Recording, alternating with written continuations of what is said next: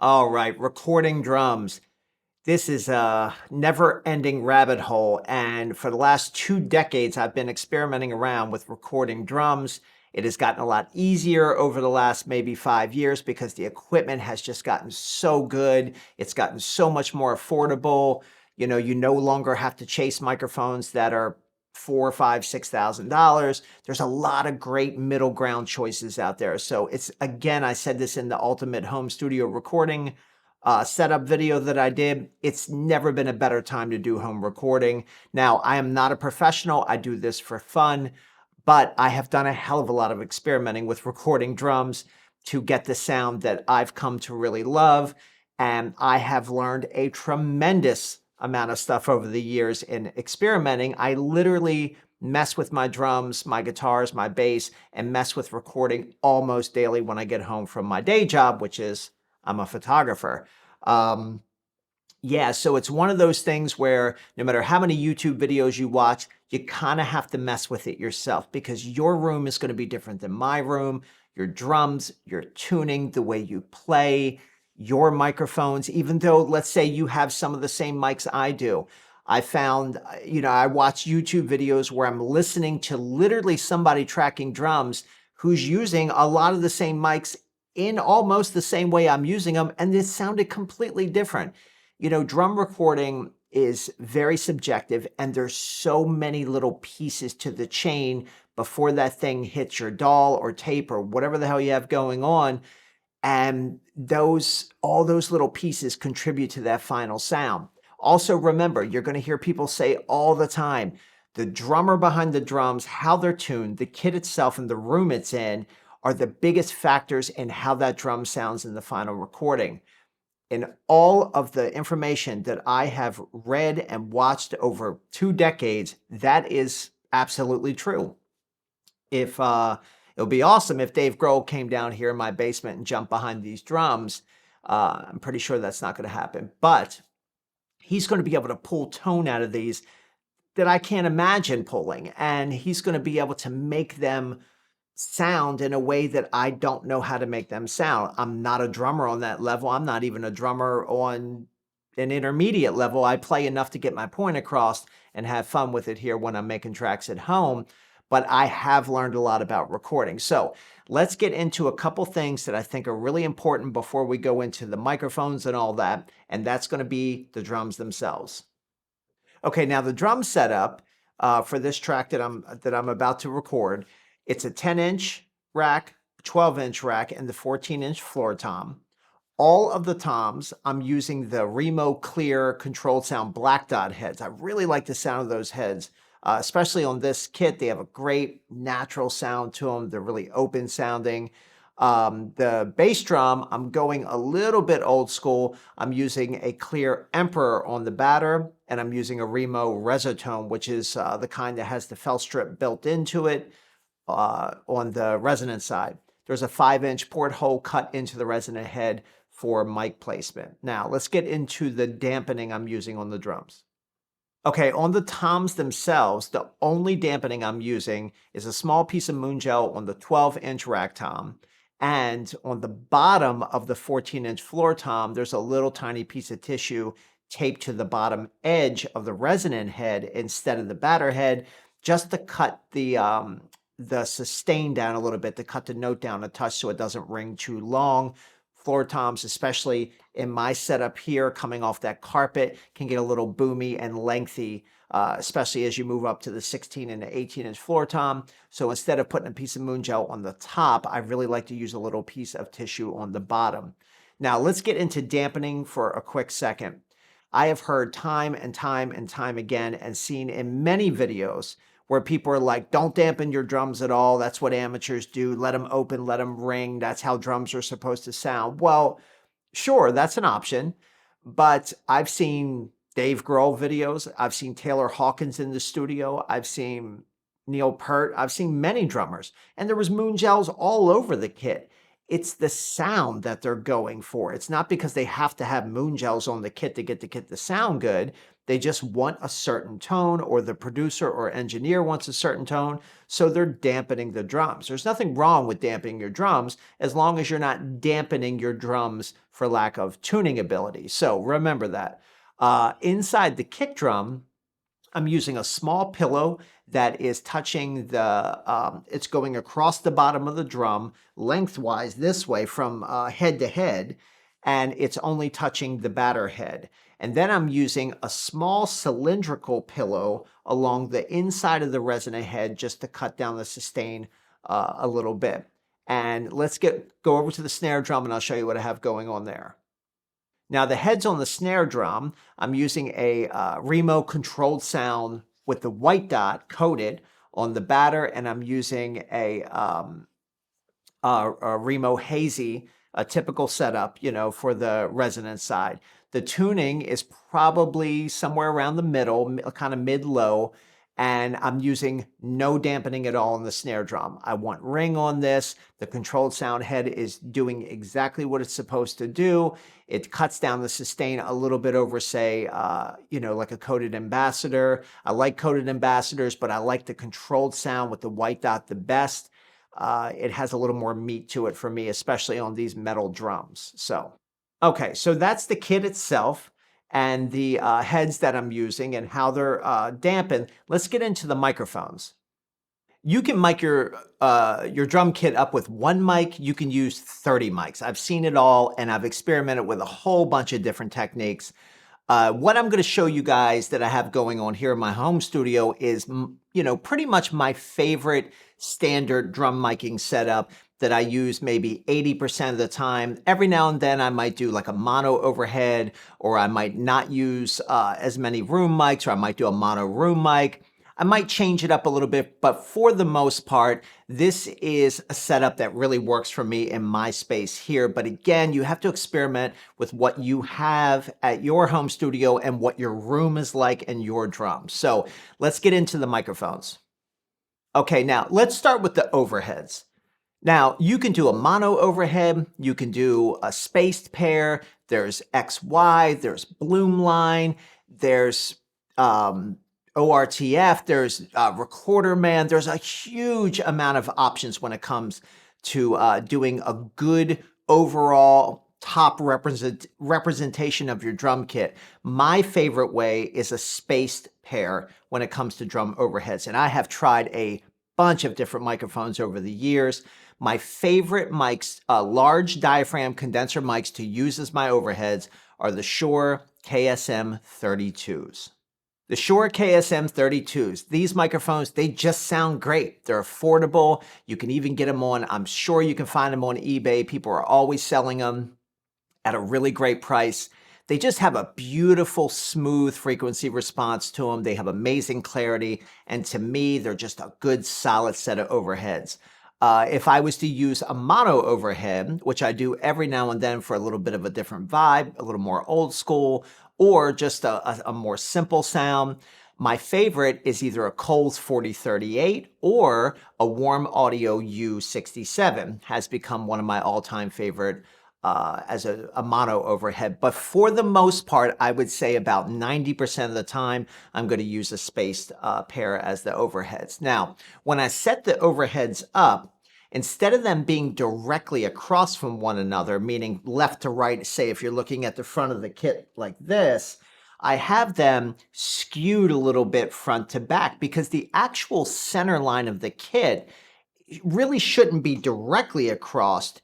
It's really going to be from about your floor tom and then cut in between the snare drum and your rack tom, the high rack tom. So if you're looking down on your kit, instead of it being aligned like this, it's turned a little like this. I find that that gives me the best representation of the drums overall, a lot more of a balanced sound. It doesn't make it quite as cymbal heavy. You'll also notice that the rack tom side over here, this overhead is about, I would say, 10 to 12 inches higher than the overhead on the other side. Again, that's because I'm going to measure from the snare drum center to each of those overhead mics so that I can center that snare drum in the stereo picture. So take a cord, you can just hold a cord and do it, or I keep a tape measure here in my home studio so that I can just simply measure to one overhead and then turn around and measure up to the other overhead to get that snare placed beautifully in that stereo spread right in the center. The bass drum is going to be right about in there also.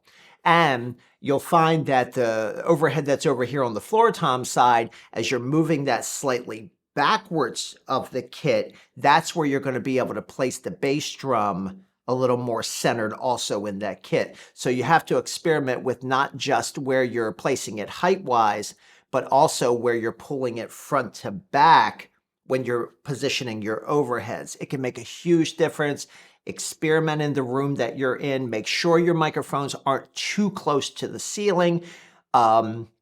Depending on what pickup pattern you're using, you can get a lot of slap back off the ceiling and bounce into the microphone and give you some weird phasing things. Make sure your drum overheads, if you're doing a space pair, are also more than about 3 feet apart, or you're also going to get weird phasing issues. Mine here set up right now, they're about a good 4 feet apart. Okay, so, and then you have to experiment with the height of your overheads as a pair to get the sound that you're looking for. So the way I have them set up here is pretty much how they stay, unless I move the kit or I change pieces. I might then alter the overheads to accommodate. So Shure KSM32s, you cannot go wrong with those. Let's go ahead and move over to the snare drum. Okay, the snare drum. Recording the snare drum, again, there's a bunch of different ways to do it. There's a bunch of different vibes you can go for, and there's obviously a bunch of different microphones that you can use. But there's going to be some of those usual suspect microphones that get recommended all the time. I've tried a bunch of different microphones on my snare here just to experiment because it's fun, you know. And you're going to see some people use just one microphone on a snare. Some people like 2 microphones, meaning one over, one under. Some people like 2 microphones on the top, a dynamic and a small diaphragm condenser, and then one on the bottom. And I've even seen 4 microphones used where people have a dynamic and a small diaphragm condenser kind of taped together on the top, microphone on the side of the snare drum on the shell, and then one under. It's all subjective. Now, I don't like 3 and 4 microphones on the snare for what I'm, going for, the sound I'm chasing. It just doesn't seem necessary for me. My favorite setup is 2 microphones, one up and one under. It just gives me the sound I'm looking for. I do love a snare bottom mic. A lot of people say they record a snare bottom mic and don't really use it much in the mix. I find that I'm absolutely using it in the mix to bring back some articulation, definition, and a little bit more of the high-end crispness of the snare overall. It really does make a big difference to me. My favorite microphones for miking the snare drum. As a snare top mic, surprise, surprise, the Shure SM57. The Shure SM57 is most likely the one microphone you're going to hear recommended over and over and over again when it comes to recording not only just about everything in your home studio, but snare drums and guitar cabs. And when it comes to snare drums, that microphone is recommended so often because it just, the frequency response is just tailored towards what a good snare drum sounds like. It has a great low mid-range push to it. It's smooth. It's relatively cheap. So if you hit it with a stick, you're not going to be out $400, $500, $600. It's one of my all-time favorite mics. I've tried a bunch of different ones, and I keep going back to it because it just sounds right. If you want a good alternative to the SM57 because you're just, you want to try something different or you're kind of over the SM57, another amazing microphone for snare top and one that I do use here in my home studio often is the SE V7. Now, when you buy this microphone, it's about the same price as the SM57. There's 2 versions. There's the V7 and the V7X. The V7X is actually the one that is meant for instruments like guitar cabs and snare drums. I own both of these microphones and actually prefer the V7 for snare drum. To me, it sounds has a little bit more clarity in the high end whereas the V7X to me is a little darker, a little boomier. So um, I just really like the way the V7 came across, but either one of those are a great alternative to the SM57 if you're looking for a change. If you follow or see any videos with the famous producer, musician, mix engineer Greg Wells, he's a huge fan of the SEV7 as a snare top mic. I've seen him use that multiple times, and actually, that's where I first got the idea to try one. I think I got it off eBay for like 50 bucks. So again, a very affordable mic. You're not going to take a huge loss if it gets, mashed by a drumstick, and it just sounds great. Moving to the snare bottom. Now, I've tried a bunch of different microphones underneath the snare. I know it kind of seems pointless because it's the snare bottom. It's not a beautiful tone on its own. So why do you need to experiment with a bunch of different mics? Well, I was finding that some of the mics I were using were a little too crisp. It seems almost like an oxymoron, but they just didn't sound right to me. My all-time favorite mic for snare bottom is the Shure the 441. This microphone, to me, it's meant for snare bottom. I mean, it's a pretty famous microphone. Stevie Nicks used it as her vocal mics. Phil Collen used it as his vocal mic for a long time, and it's a killer mic. It's been around a long time. The problem is it's a tad expensive. And I found one on eBay with a dented grill, which did not affect the sound at all. I think I got it for about 2/3 of the price. When I tried it on snare bottom, I fell in love with it, and I've never used another mic underneath the snare since. It just sounds pretty awesome. So it's not ice picky. It's got a nice full tone to it. It's just got great frequency response that sounds really good in that roll. So if you ever get a chance to try one, I highly recommend it. If you want a really inexpensive option, I recommend, again, the SM57 or something similar. A lot of people like the Beyerdynamic, the 201, I think it is. I had that mic, but I didn't use it enough over other mics I have to justify keeping it. So I think I sold it and may have used the money to buy the V7s. But that's another great choice. One other thing you can do, if you do jazz or you do brushwork and you need more articulation and you're doing lower volume stuff and you want a lot more clarity and detail, you can try to take your SM57, pair it with a small diaphragm condenser like a like a U84 or like a WA84 from Warm Audio or any other little small diaphragm condenser and kind of tape them together so that they're really close so you don't have any phase issues. And that way you can mix that condenser and dynamic mic to your snare top and then use a snare bottom, and you might get closer to the sound you're chasing. A lot of jazz recordings use that technique. A lot of famous mix engineers use that technique. The style of music I'm playing here, I don't really need that vibe, so I tend to go with just a dynamic on the snare top. So let's move over to the bass drum.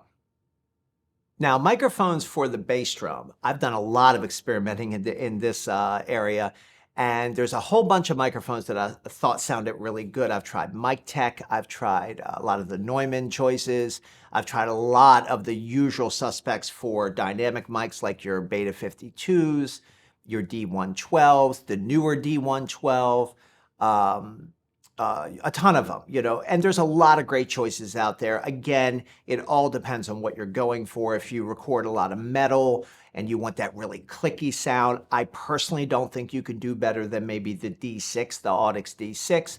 I had one of those for a while. It just didn't get me where I needed to be, but it's a great mic in its own, especially if you want that good piercing kind of clicky sound. So of all the microphones that I've experimented with, I've come up with a few that are my all-time favorite. Now, recording bass drum, again, this is something that can be done a bunch of different ways. Steve Albini uses a microphone on the batter side, like this little small microphone he puts on the batter side. Then he uses one around this side. There's an amazing amount of techniques that you can use. But my favorite way to record the kick drum is a microphone pushed inside, about halfway inside the shell, pointed towards the batter head, but instead of pointed towards where the beater hits, I like to aim it towards the edge of the inside batter head. I just find it sounds a little bit better. And then I like to use a kick outside mic. As you can see on the kick drum here, I like to use a large diaphragm condenser, which is a very commonly used technique. I used to use a sub kick, and I had a really nice Yamaha sub kick, but I sold it because I just wasn't using it enough. I get the low end that I need from my outside mic. So my favorite mics for recording kick drum on the inside is the SE-V kick. Now this microphone is slightly newer. It's probably, I don't know, less than 4 years old maybe. It's an amazing, amazing kick inside mic. It has beautiful clarity, nice full low end. It has these switches on the back that allow you to tailor the frequency response if you want a more modern sound or you want a laid back, more classic sound. I found for my personal taste, I put it on the classic setting, like the normal setting, and that was it for me. I left it there. It sounds great. Everything else sounded a little too pre-EQ'd for me, but that SEV kick is my new all-time favorite kick inside mic. Of course, you can use it by itself, bring it more towards where the hole in the head is, point it about halfway inside that hole or just outside. You can slide it outside the batter head. Great way to record your kick drum, but my personal preference is pushed inside so that I can control the amount of tack in the signal and mix it with the warmth and low end and fullness of my kick outside mic. My favorite kick outside mic is the Warm Audio U47 FET Junior, the 47 FET Junior. It's very inexpensive, less than $300, and an absolutely beautiful kick outside mic. I also really like it on bass cab. So I've tried a bunch of microphones. Another great microphone, although it's super expensive, is actually a Royer 121 as a kick outside mic. Now you have to be careful because the pressure coming off the kick drum can damage the ribbon. So you don't put it in front of the hole in the resonant head. You're going to move it about 1.5 feet away from the resonant head and angle it at about a 45-degree angle like this. So if this is the resonant head, you want the microphone like this, and it sounds gorgeous, nice and full. You're going to adjust your distance to taste away from the resonant head. That would be my second favorite kick outside mic. I also have tried a Neumann U47 FET, as in like a real one, and it sounded great. But to me, it wasn't great enough over the Warm Audio FET Junior, and that has become my all-time favorite. I like it mainly about 6 inches away from the resonant head, and the two of those, when you're doing your bass drum mix, it's just beautiful. You can control your high and your low ends. Using both of those mics together. So let's move on to the toms. So microphones for your floor and rack toms, this is one of those things where the market nowadays allows you a ton of great choices here. You know, back in the day, it was a lot of 421s being used. And in all fairness, those microphones can be over $400 a piece. So if you're running 2, 3, 4 toms, that gets real expensive real fast. I've even seen older studio pictures, even up through the 80s, where people are using U87s around the kit, or they're using a lot of 414s. All really expensive microphones, especially when they're getting close to sticks hitting them, and if you need, say, more than 2 or 3 of them. So nowadays, there are so many great options that give you a great sound. Now, I have 4 421s. The Sennheiser 421, and they are beautiful microphones. I don't love them on guitar cabs, and I know a lot of people love them for that, but I do like them on toms, but they're not my favorite. My all-time favorite microphones for toms, you wouldn't believe, it's a much cheaper option, and you don't need additional stands. The fewer the stands that I can use around my kit, the better for me. I just like simplicity for the most part. My favorite rack tom mics are the newer version of the Electro Voice, the ND44 and the ND46. Both of these microphones sound amazing. They sound unbelievable. There is a little clip-on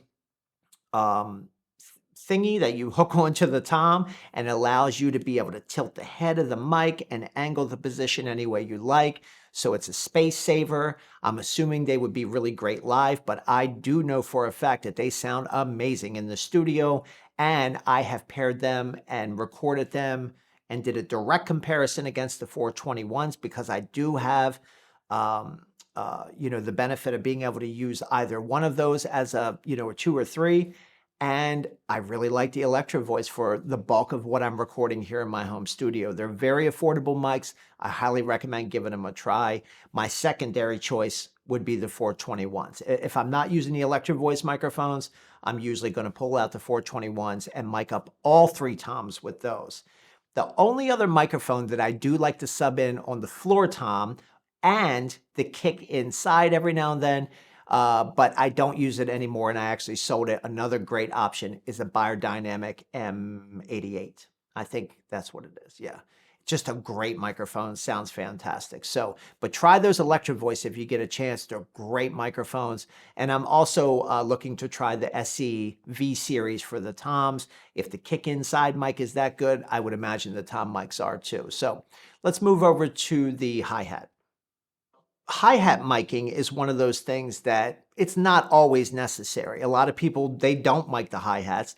A lot of people don't mic the hi-hats because they don't need to. They think the overheads carries all the hi-hat that they need, and in a lot of cases that's probably true, but it's going to really depend on how hard you're playing the hi-hats, how big and loud those hi-hats are, and the style of music. If you're doing like Stuart Copeland, really, really deep define, and you need to really, really hear everything that's going on with that hi-hat in, great detail, you're probably going to want to mic your hi-hat, but it's not always necessary. Now, my favorite set of hi-hats is the Byzance 16-inch medium thin dark hi-hats. And they're big and they're trashy and they're loud. So most of what I need, I get through my overheads. But I do keep a mic on the hi-hats just to have it. I have an extra channel for it. So if you have an extra channel, I recommend miking your hi-hats. It can help with placement in the stereo image because you can bring the level up a little bit and then pan it off where you need it to be. My favorite microphone for hi-hats is the Shure SM81. Now, this is going to be on that usual suspect list of hi-hat microphones. There's a few microphones I really like depending on the hi-hat sound I'm going for, but because I usually only use a little taste of that signal once recorded, the SM81 has plenty of clarity, plenty of high end. It's nice and smooth. It's not too ice picky and brittle, and it is a very detailed microphone. It's also amazing on acoustic guitar, point it right about at the 12th fret. It just sounds beautiful. You're going to hear it recommended for both hi-hats, overheads, and acoustic guitar. Now, I actually hate it on overheads. It's way too, it doesn't have quite enough of a full low end to me as overheads. I know a lot of people might disagree, but again, it's personal preference. But on hi-hats, it kills. If I was to give some good alternatives for the SM81, my next favorite is actually going to be the Beyerdynamic M160. I really like this microphone on hi-hats. It's a very different sound. It's darker. It's a ribbon microphone, but it's not a ribbon microphone that's as dark as like a Royer or a Coles. It has a lot more high end than those, and it has decent clarity, but it's just a really good kind of, when I'm talking about it to other people, kind of say it's like a chill hi-hat mic. It's just really, really kind of mellow in how it picks up the hi-hat. Another great choice is a Shure SM7. You're going to see that used on hi-hats a lot too, but my personal favorite is a SM81. I actually have kind of a gooseneck stand that I'm using for it that attaches to the hi-hat. And I've done a lot of experimentation to make sure that that's not making any additional noise in the signal, and it does not. And it's a great way to free up space for my snare mic stand so that I'm not using 2 stands right there together. Again, less stands for me is always better. So SM81, it's not overly expensive, but it is a beautiful microphone. And any microphone that you can use in multiple cases is going to be a great buy for your home studio. So you can, I do most of my acoustic guitar recording using that in at least one way on acoustic, and I really like it on hi-hats. The next set of mics we're going to get into are going to be the room microphones. Now, this is an area that I highly recommend you spend a lot of time experimenting on. It can really change your overall drum sound dramatically. The problem is there are a million different ways to add, sort of room ambience to your overall recorded track. I've experimented like for hours and hours and hours on room mic placement in my home studio space here. And there's just a million different ways to do it. First of all, do you want to use stereo? Do you want to use mono? Do you want to use multiple setups where you have, say, a space pair, then a mono microphone, then maybe a boundary microphone? There's just a million different ways to do it. I like to try to keep it a little bit more on the simple side. I like a stereo set of room mics. I've tried a whole bunch of different room mics, and I mean a whole bunch of different room mics. Occasionally, I will use a mono room mic, and occasionally I will use a stereo pair and a mono room mic. But again, you have to experiment to see what's working or not working with your setup. And it also really depends on the room you're in and how much distance you have to play with. A lot of people think you don't really need room mics in a really small room because it's not going to make a difference. And I couldn't disagree more. You can take a couple microphones, cheap microphones, take two SM57s if you have them, or even one, and just put it on the floor, lay it right on the floor, especially if you have like a wooden floor, just a few feet away from the kit, and see what it does. Just experiment with it. Put it high up in the room, point it against the wall instead of the drums. It's going to make a big difference in your overall sound, and it gives you an extra flavor to mix in an extra spice. Now, my favorite way for the setup I have here of using room ambience is a stereo set, like I said, but I really like them low, only about 1.5 to 2 feet off the ground, centered on the kit, about maybe 5.5 feet out in front of the kit to 6 feet, and I like them in bloom line. This has become my all-time favorite way of recording my room mics. Now, when it comes to what mics I like for room mics, the SE4400A. I love these microphones for recording rooms. I really like these microphones for recording percussion, and I really like them actually on guitar amps, especially like jangly guitar amps like my Fender Twin or my Deluxe. They just sound beautiful. You can get a stereo set of them that comes with the bloom line bar for around 9 something. And I'm sure you could find them on eBay used for a lot less than that, but they're beautiful, clear microphones. Now, there's a couple other choices that I really like for room mics also. There's a really interesting set of mics that I bought based on a video I saw, and I love them. And I like them laying on the floor, maybe about 6 feet out and a little bit wider than I would do, say, a spaced pair like the bloom line here. And it's actually these little shotgun shell microphones by a company called 12 Gauge Microphones, and this is the red series because I think they have different colors, different tones. But the 12 Gauge red microphones are these little tiny condenser mics. They just sound killer. It's like a nice flat signal. They're great for room mics, and the best part is I think a pair of these was like $80 or something like that. They're obnoxiously cheap, and it's literally a shotgun shell with a little condenser microphone inside and an XLR input in the other. They're very, very cool. I recommend experimenting with those if you ever want something fun and different to use. And I've only tried them on rooms, so I haven't heard them on something else, but they're really killer sounding. When it comes to using a mono room mic, the Beyer M160, the Royer 121, and one of my other favorite large diaphragm condensers for rooms is the SCT2 microphone. This microphone has become one of my favorites in a lot of ways. It is my all-time new favorite for recording bass cabs. This microphone is just a beauty. I have a few of these. I really love them on bass cabs, and I really love them on drum rooms. and especially if I'm going to do a mono room mic. So highly recommend picking one of those up. You can use it in a lot of different ways. It sounds different than the 4400, and it's just a beautifully made microphone. To me, it's like a slightly different 414, just as classy, just as high end, but a little different. So try one of those and try room mics. It can make all the difference to your drum tone. Most of the tracks that you hear that you really love, there's ambience going on in those tracks. It's not just a dead tight, you know, drum sound. And I know a lot of people say, well, you can just take your overheads and add reverb in the box, or, you could send the whole kit to reverb and add reverb.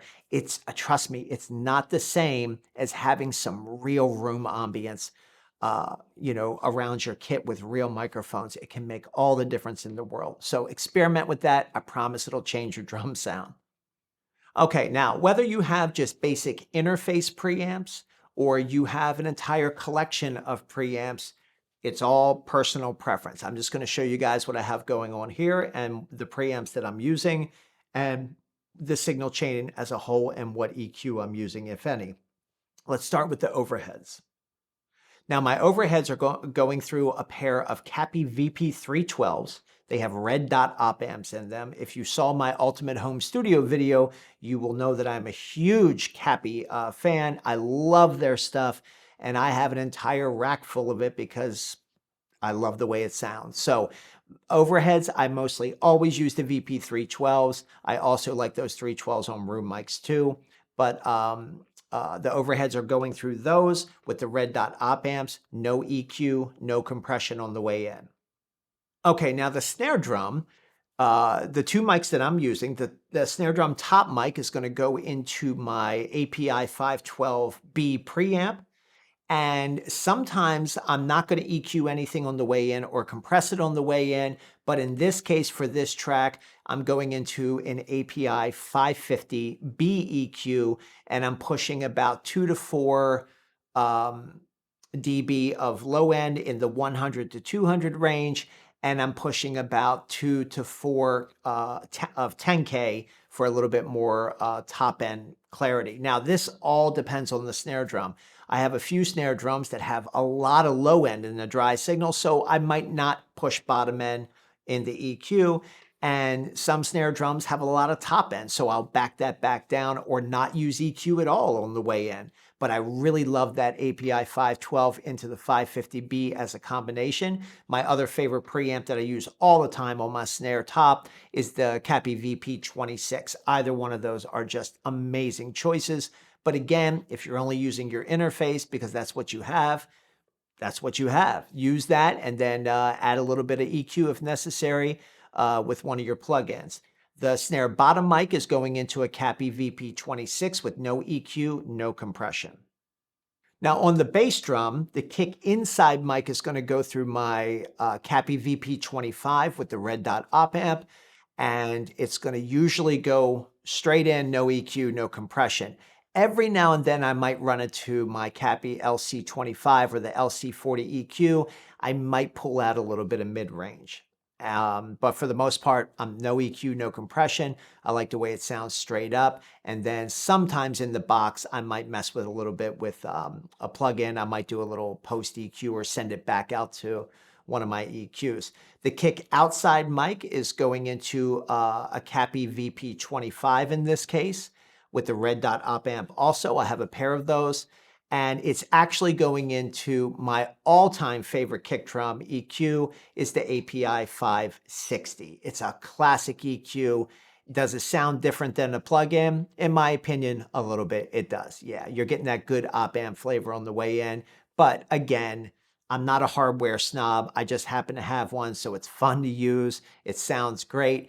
In this case, I'm pushing a little bit of bottom end, and I definitely find that I like to pull that mid-range down, that boxy mid-range down on the kick outside mic to get that good, nice low-end thump. So VP25, kick outside mic VP25 into the 560 EQ is just a stellar combination, and it sounds amazing.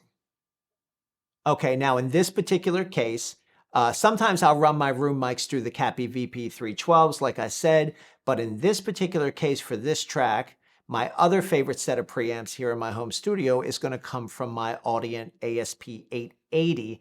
And I just love Audient. I love their preamps. I love the way they sound. So the way I have everything set up right now, my hi-hat mic, all of my tom mics, and my room mics are all going through the ASP 880. I just want a good clean sound on all of those, and it just sounds great. So that's what I'm using on those mics. Okay, now all of those microphones, instead of reaching behind my rack gear and running long XLRs behind everything, that can be a mess. So my favorite way to route my microphones is by using XLR stage boxes right next to my drum kit. Now, ages ago, I purchased a 16-channel box made out of wood. It's all Megami wiring inside, but it was expensive. So the other one that you see laying next to it here, when I bought the ASP 880, I wanted a secondary 8-channel box to match the other one as closely as possible. But I wasn't about to pay $500 for it again.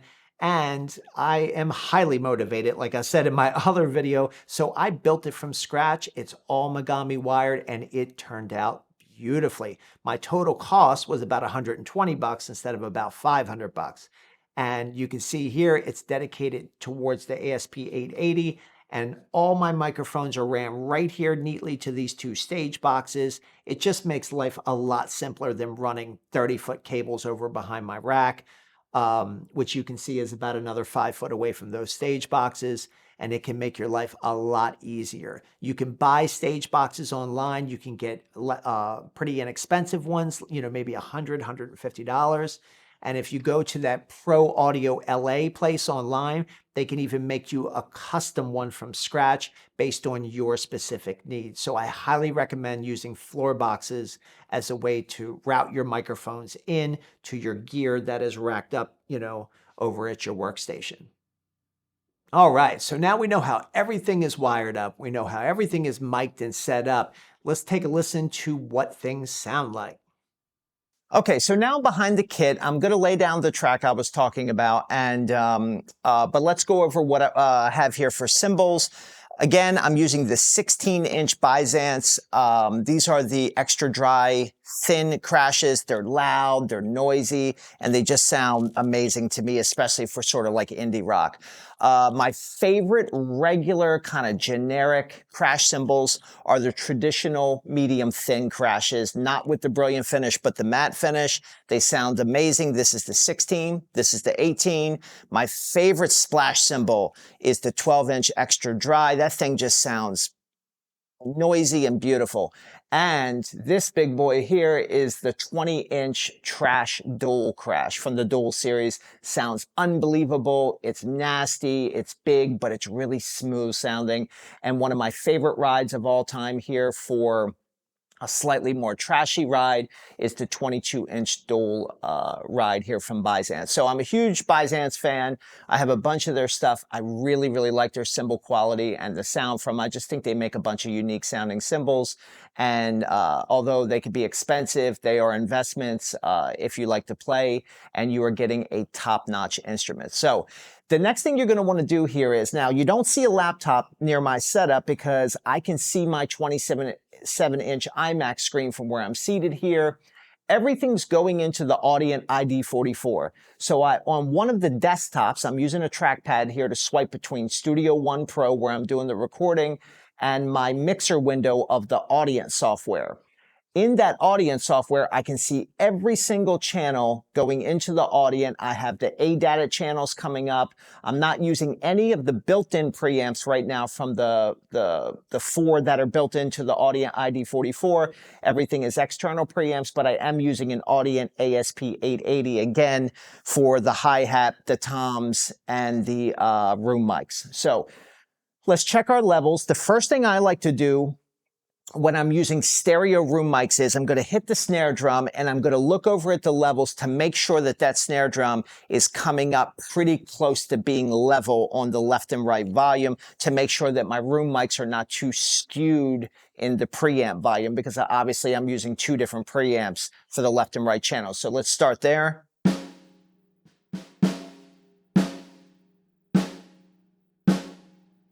That looks good to me. Let's do the toms.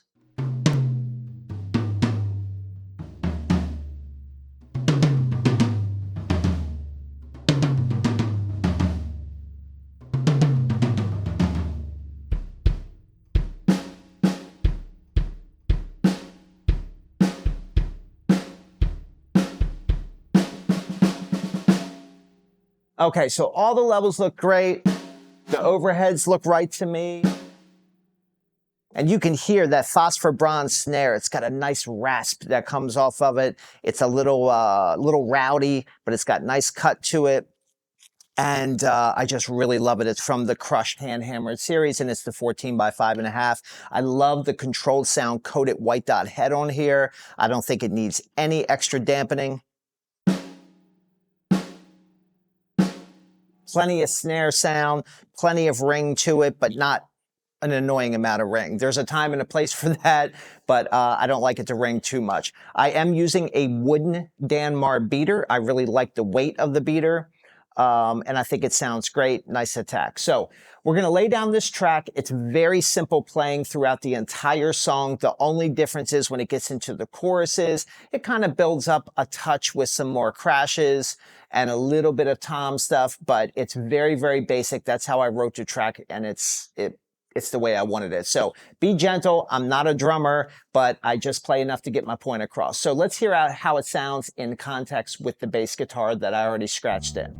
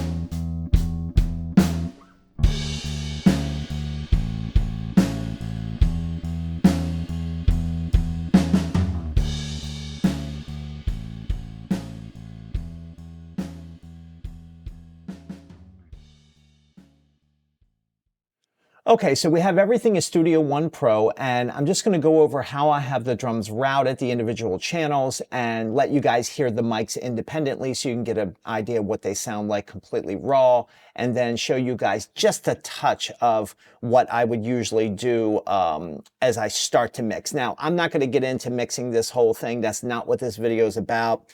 And I certainly don't want to get into a whole list of plugins that I like or routing back out to my hardware if necessary. It's just to basically let you guys hear the recorded drums. So let's get into Studio One and I'll show you how I have things set up.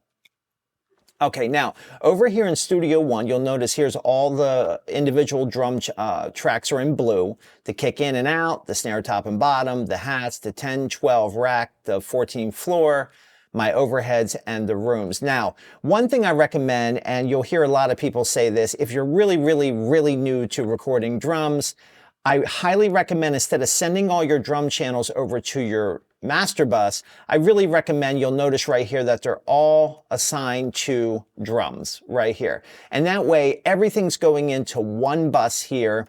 The only other thing that I'm busing before that are my room left and right mics. I like to add a little bit of compression sometimes to the room tracks. So instead of using two compressors on the left and right, I like to bus them to a bus called rooms here, put a touch of maybe 1176 or, you know, the Xenear limiter from UA. I really like the Chandler curve bender thingy. I really like those plugins, but I might add a touch of grouped compression here. And then this is being sent over to the main drum bus. So it's just much easier than dealing with all these tracks individually being sent over here. You have one nice bus that everything's going to. Okay, now the bass DI, you're going to notice that there's two tracks here.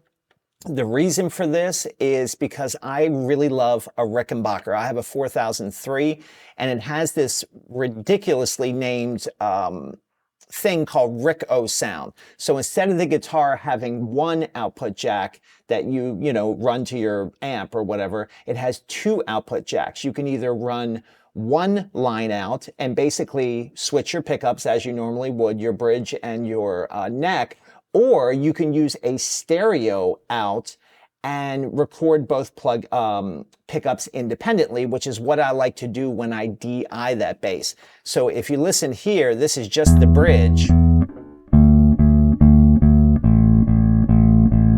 And then this is the neck.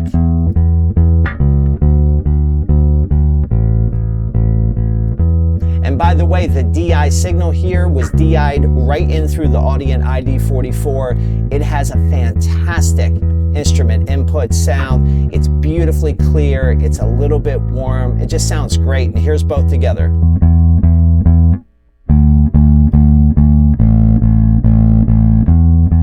Okay, so I'm just going to use the bridge for now. We'll bring this back down a little bit here. All right, so let's get into the drum tracks. All right, now this is the drums as a whole. Now the only thing happening here as far as any type of processing, over here on my master bus, I have my all-time favorite two-bus compressor, which is the Neve 33609C from Universal Audio. This thing sounds fantastic. I highly recommend it. There's a lot of really good two-bus plugins out there. I like that BX Townhouse compressor. I like the SSL compressor, but this Neve plugin is just fantastic. It sounds great. I'm using a 3-to-1 ratio, and I'm using a really fast release. Bringing the release all the way down, you'll notice that these meters really, they're barely moving right now. That's about where I want to start with that when I start mixing. But this is the only plugin that's happening right now as far as processing the sound at all as a whole. There's nothing on these. The only thing happening, I have gates on the toms here.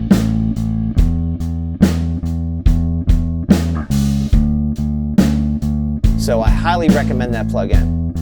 Okay, let's get into the individual channels and let you guys hear how the mic sounds. So this was the SEV kick. And again, there's no EQ, no compression when I tracked it.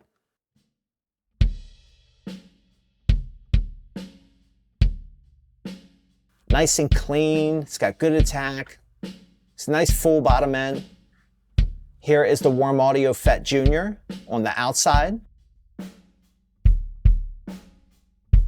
Now this is going through the Cappy VP25, but it's also going through the API 560 with a little mid-range pulled out and a little bit of the 60 hertz bumped up.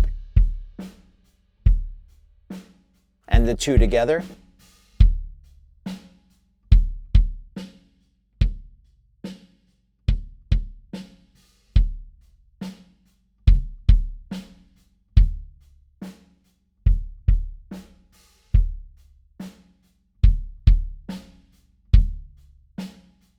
That's what I want that to sound like, so it works for me. Let's get to the snare.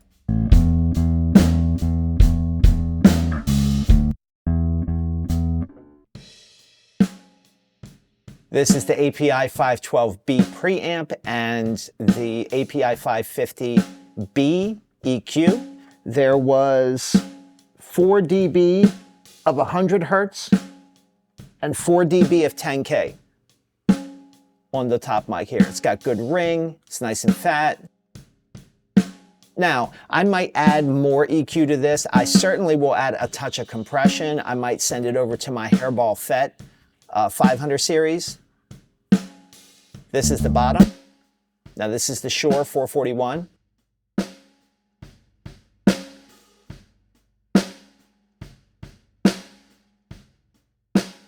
That just sounds so good to me. I love the sound of that. The two together.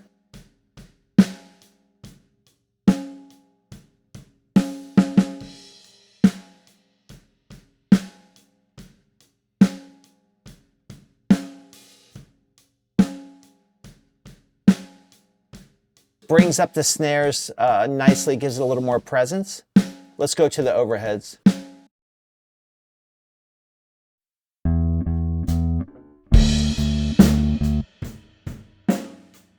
Shure KSM 32s.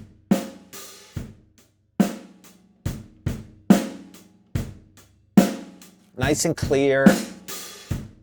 A lot of weight.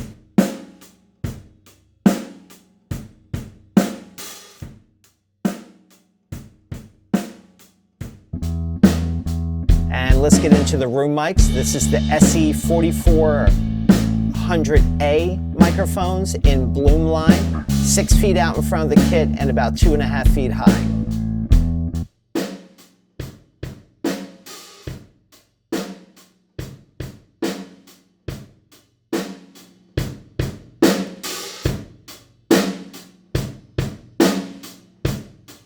Another big reason that I don't like to do a stereo track when I'm recording these is so that I can adjust the stereo spread of these. Sometimes I'll bring them in tighter. You don't always have to push all the way out wide.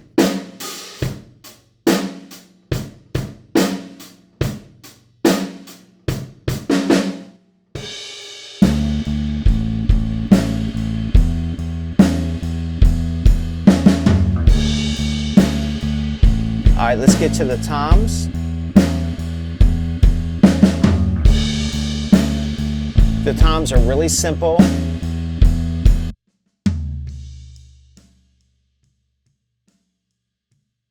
This is the 14th floor. You'll hear that gate is slowly closing it off. And let's get to the rack, the 10-inch.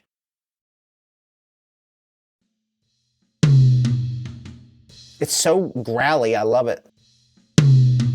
And this is the Electro Voice ND44 microphone. Here is the 12-inch.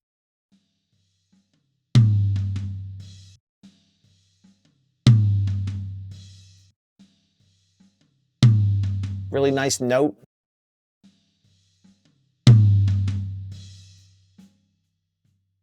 And that is the Electro Voice ND44 also. And this was the ND46. Let's do the floor one more time. You'll see that gate closing it off there.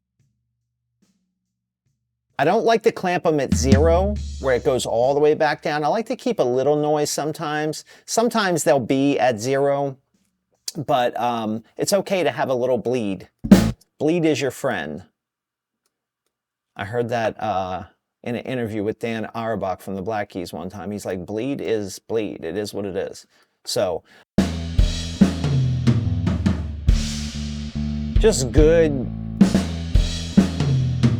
simple tom sounds, a little bit full, kind of rockish. Nice and organic sounding. So they sound really good to me, just straight up unprocessed. And I think that's all the mics here. Let's just hear the drums overall by themselves. Take out the room mics. And this is what I want to tell you guys about the room mics before. It's a huge difference when you add a little ambience to your drums, especially real ambience with either a mono or stereo room mics. Listen when I bring this in slowly.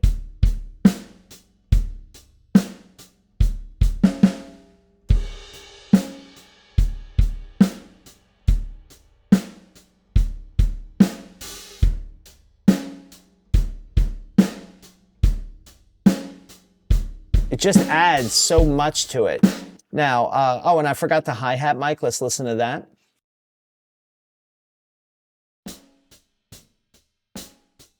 Sounds like a hi-hat. That's the Shure SM81. Sounds really, really good to me. But you'll notice when it's really helpful to have that track, if you have the extra space in your, your channels, an extra line you can XLR input. In the beginning here, where I'm just stepping on it, let's go without. It's there and it sounds good, and that's probably fine. But I can automate this and just bring that up.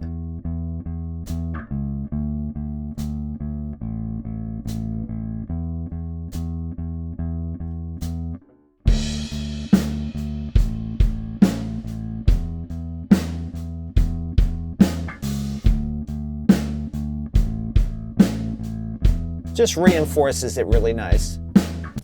Okay, and the last thing I want to show you guys is a little trick that I do with my room mics. It's commonly done. There's nothing I'm going to show you that's not been done before. So if you listen to just the rooms here, one thing I do, depending on the song I'm working with, if I want to add more room, I will send these via an effects send over to what you have here called my drum verb. Now on here right now is the Verb Suite Classic. It's from Slate. It's a beautiful reverb plugin because there's a lot of really nice short reverbs and ambiances. So right here is what is called the CLA snare. And sometimes I will send my snare bottom here, just the bottom, a touch of it, and a little bit of the room mics to taste to make those room mics sound even fuller and slightly farther away if that's what I'm going for. On this particular song, I'm probably going to do that. So let's bring this all the way down. I'm going to send them here. This is without.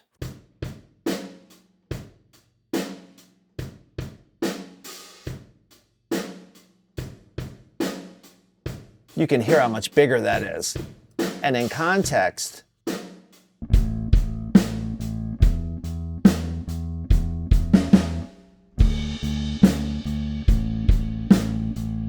lot closer.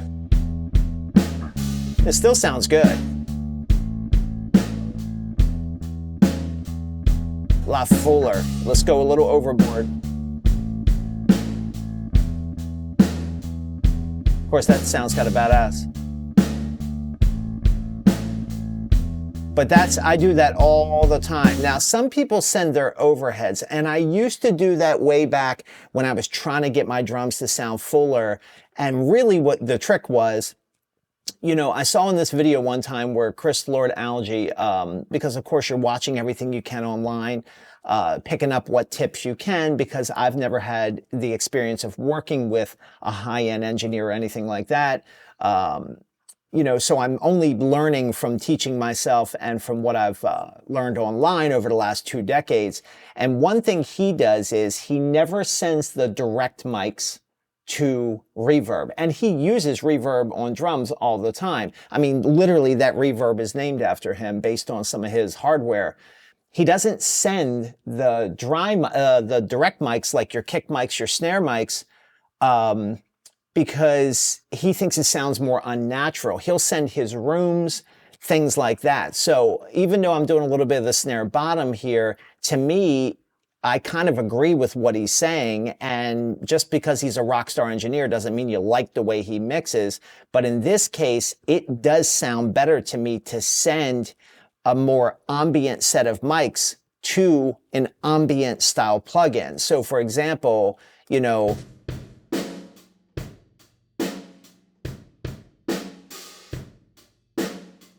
and there's nothing wrong with, say, sending your snare top or your top and bottom together as a group or whatever. But for me, I think this sounds the most natural. If I'm not going to use the Verb Suite Classics, I really like the Ocean Wave from UA plugin. It's pretty cool. And check out the IK Multimedia, some of the newer stuff they've been doing with like the Sunset sound reverb, the Fame Studio reverb, there's the Farmhouse reverb. They sound really, really cool. There's some great plates in there. There's some good room ambience. So again, that's a bit of a rabbit hole like microphones, you know, can become, where it's just more and more reverb plugins. So find a couple that you really like, some short ones, some long ones, some medium ones, some good room. I like a good wooden room sound, or maybe like a stone room. Waves makes that Abbey Road plates collection, and their, what's it called? The, I almost forgot what it was called now. The Abbey Road chambers. And they have some really, really cool reverbs in there, especially if you like a longer, richer reverb. Another one that's a lot of fun to play with too is one of Soft Tube's, I can't remember when it came out, but it's called the Atlantis Dual Chamber. This thing is pretty cool, and it's got some really crazy long, beautiful tails on these. This is what it looks like here. Now, I haven't done anything to this. Of course, it's just sitting raw, but it's got a lot going on. And if we just go up here and like, let's just grab one of the presets here. How about we do something like a fat and wide drum. Let's.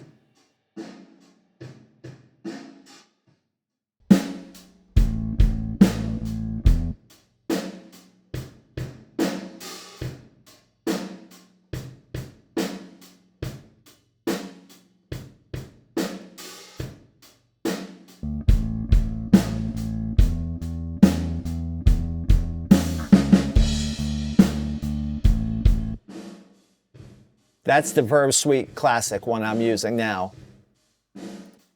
Atlantis. They're just different, you know. So anyway, like I said, I don't want to go too far into plugins because it's an endless, endless road. I hope that this helped you guys out a lot. I've been trying to get great drum sounds here in my home studio, and many of us are recording in less than perfect environments, of course. I'm in a finished basement here. A huge section of my finished basement is dedicated towards my music stuff. So I'm fortunate enough to be able to keep my stuff set up as it is. And, but you know, it's not meant for sound recording. So there's a lot of obstacles that I had to overcome over the years. The ceiling height, you know, the tile floor, which can be a benefit for ambience, but it can be a negative because it's slappy and it has a weird frequency response. You know, the fact that my workstation is here up against a wall, that's like one of the big no-nos, but I've managed to make it work. Try that SonarWorks plugin. If you guys have any question, if there's anything I can help you with what little I might know, I'm always happy to drop it in the comments. And please like the video if you do. It kind of helps me out, even though I'm not trying to be like a YouTuber. But I do really enjoy making videos and passing on things that I've learned, because there's so much stuff I've struggled with. And then when I would hit something that I love and it worked for me and I would turn a corner and it got better, I'm like, wow, I want to tell somebody else about that. So I'm quite sure, you know, I'm not spewing out anything new, but hopefully this video is helpful to you guys in getting great drum sounds in your home studios. So the next video I'm going to do is on the guitar recording, and I'll see you guys then.